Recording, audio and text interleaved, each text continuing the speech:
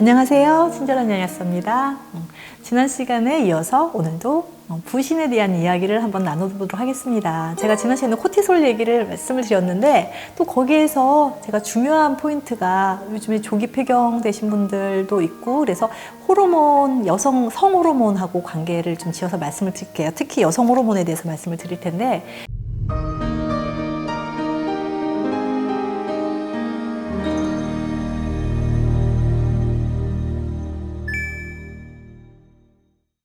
이 부신 피질에서 분비가 되는 이 프로게스테론에 대한 말씀을 드리려고 해요.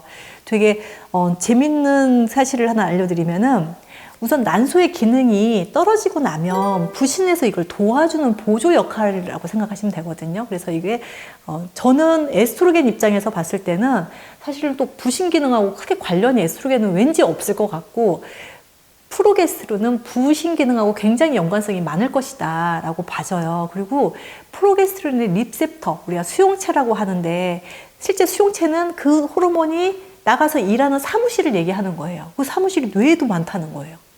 그걸로 봤을 때는 뇌 기능하고 또 프로게스테론하고 관계가 많고 임신을 위한 호르몬만이 아니라 그리고 스트레스와 뇌 기능과 다 연결되어서 코티솔하고도 다 관계가 있기 때문에 부신 피질에서 여성 호르몬 영역 중에서 프로게스테론의 영역은 굉장히 중요하다. 그래서 우리가 부신 기능을 잘 아껴서 쓰고 스트레스를 좀 덜 받게 되면 프로게스테론도 잘 왕성하게 생성이 돼서 정상적인 생리기간 월경을 유지할 수도 있을 것이다.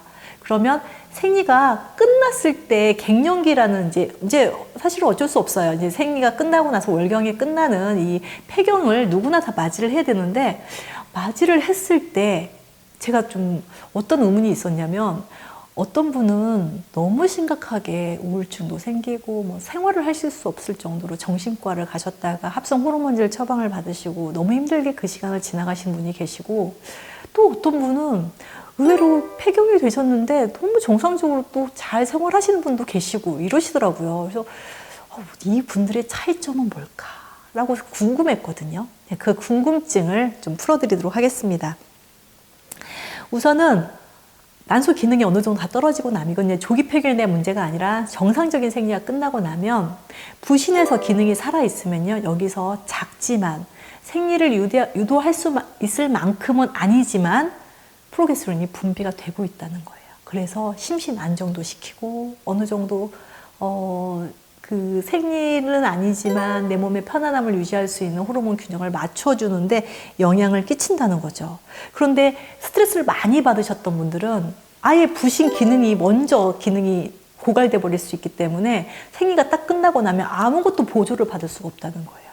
너무 극심한 갱년기 증후군을 겪으실 수밖에 없다라는 말씀을 너무 재밌었어요. 저만 재밌는지 모르겠어요. 그런데 이거는 남성분들도 마찬가지라고 합니다. 그러니까 남성분들도 이 부신이 기능이 살아있는 관리가 잘 됐던 분들, 그러니까 스트레스를 좀 덜 받고 내 몸을 아꼈던 분들은 남성들도 갱년기 증후군이 있잖아요. 네, 그 부분들을 유쾌하게 잘 넘어가신다고 하시더라고요. 그래서 이게 그냥 생각으로만 있었던 건데 실제로 이런 부분이 있구나라고 알게 되니까 전 너무 기쁜데 들으시는 분들도 같이 기쁘셨으면 좋겠어요.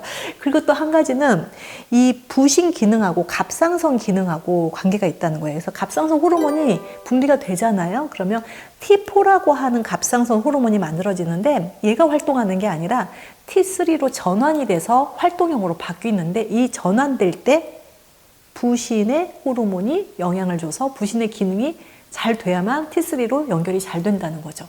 제가 갑상선 기능 저하증 환자분들 관리하면서 이런 생각이 들었어요. 어떤 분들은 저하증은 저하증인데 T4가 안 만들어지는 거예요. 그런데 전환되는 T3는 정상이에요. 요거는 너무 낮은데 결국 활동해야 되는 거는 정상이에요.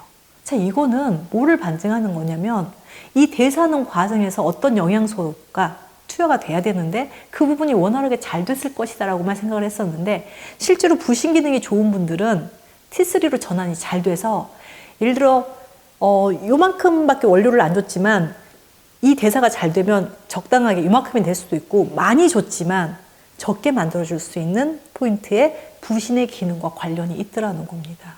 그래서 혹시라도 저하증이 있지만 나는 수치상으로는 저하증이 있는데 생활에서는 아무렇지도 않아, 이런 말씀하시는 분들 계세요. 그는 부신 기능하고 관계가 있어서 이렇게 생각을 해보시면 될 것 같아요. 그래서 우선은 이 부신의 기능이 너무너무 중요하고, 이거를 우리가 100년, 120년을 잘 쓰려면 어린 아이 때부터 아껴서 잘 사용을 해야 이 코티솔 호르몬, 이 프로게스테론, 에스트로겐 이런 것들이 적정 시간까지 잘 수명을 유지할 수 있도록 연결을 시켜준다라는 말씀을 드리는 거고, 또 그 부신기 병변으로 제가 지난 시간에도 말씀을 드렸는데 에디슨 증후군이라고, 아예 부신 기능을 공격해서 없어지는, 기능을 아예 못하는 상태를 에디슨 증후군이라 하고요.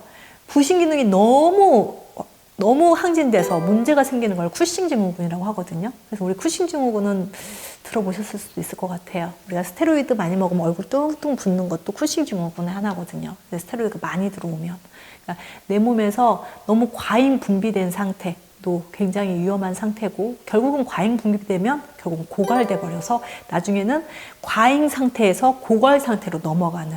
그래서 어떤 젊은 시기에는 항상 업이 돼서 흥분되고 이렇게 항진돼 있고 화를 잘 내고 했던 분이 어떤 이제 나이가 들어서 오히려 기력이 너무 떨어지고 에너지 대사율이 너무 떨어져서 기력이 툭 떨어지는 이런 부신, 항진증, 고갈증을 한 사람이 동시에 다 겪어질 수밖에 없다는 거죠.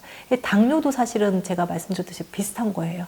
처음에는 진단될 당시에는 혈중에서 인슐린이 굉장히 많이 분포가 되는 걸 알 수 있어요. 혈액 검사를 해보면. 시간이 지날수록 없어져서 주사를 맞게 되는 이런 현상처럼 우리 몸의 호르몬은 유한한 것이다. 무한하지 않습니다. 유한한 거기 때문에 필요에 따라서 적절하게 잘 쓸 수 있도록 아껴 써야 되는데, 부신피질 호르몬은 스트레스를 좀 덜 받는 거. 그런데 이게 마음대로 안 되잖아요. 그래서 다음 시간에는 제가 어떻게 좀 스트레스를 안 받는데 좀 도움될 수 있는, 부신 기능이라도 좀 살려서 이거를 커버할 수 있는 또 그런 영양소들은 혹시 있나, 그리고 고갈증은 또 어떤 증상이 있나, 이런 부분에 대해서 말씀을 드리도록 하겠습니다. 오늘 이 시간은 부신 기능과 우리 몸에서 분비되는 여성 호르몬과의 관계에 대해서 말씀을 드렸습니다. 네, 경청해주신 여러분 감사드립니다.